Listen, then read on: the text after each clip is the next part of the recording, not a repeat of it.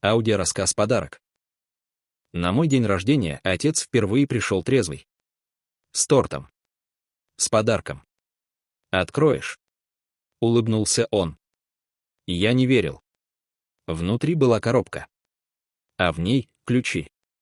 «Это твоя квартира», — сказал он. Я замер. Я продал машину. Бросаю пить. Я не знал, что сказать. Впервые в жизни он выглядел настоящим отцом. Прошло 2 месяца. Он сорвался. Через неделю его не стало. Инфаркт. Я стоял в пустой квартире с ключами в руках. И понял. Это был не подарок. Это было его извинение, которое он не успел сказать словами.